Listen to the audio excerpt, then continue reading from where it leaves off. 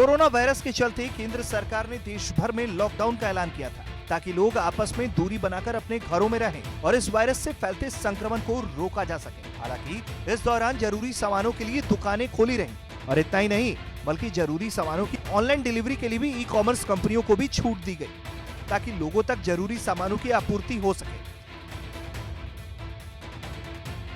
अब e commerce कंपनियों को दूसरे चरण के लॉकडाउन की घोषणा के बाद यानी कि 20 अप्रैल से गैर जरूरी सामानों की भी ऑनलाइन डिलीवरी की छूट दी गई थी, लेकिन अब केंद्र सरकार ने इस योजना पर ब्रेक लगा दिया है। सरकार ने स्पष्ट कर दिया है कि गैर जरूरी वस्तुओं की बिक्री अब लॉकडाउन खत्म होने के बाद ही की जा सकेगी। ये जानकारी केंद्रीय गृह मंत्रालय ने ट्वीट करके दी, जिसमें उन्होंने स्पष्ट किया है कि लॉकडाउन के दौरान ई कॉमर्स कंपनियों द्वारा गैर जरूरी वस्तुओं की बिक्री पर लगी रोक बरकरार रहेगी।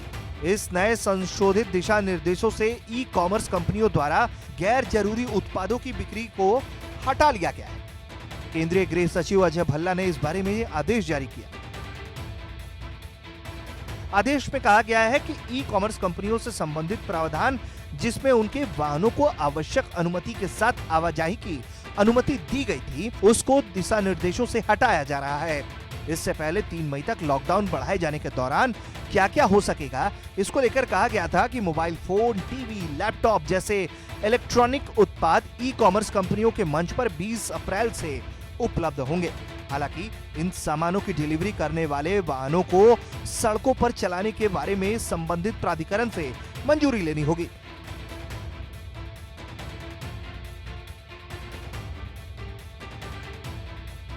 लेकिन इस गाइडलाइन में फिर बदलाव कर दिया गया। जाहिर है अब सरकार की तरफ से लिया गया यह फैसला लोगों तक संक्रमण ना फैल पाए इसलिए लिया गया।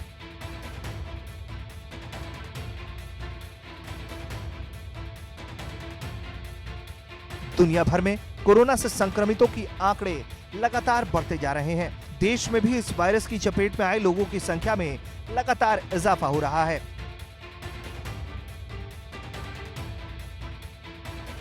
इसलिए भारत सरकार ने अपने निर्णयों में बदलाव करते हुए गैर जरूरी सामानों की शुरू होने वाली ऑनलाइन बिक्री पर फिर से रोक लगा दिया है।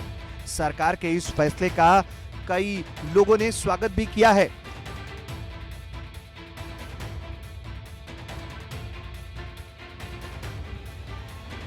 ब्यूरो रिपोर्ट, भारत तक।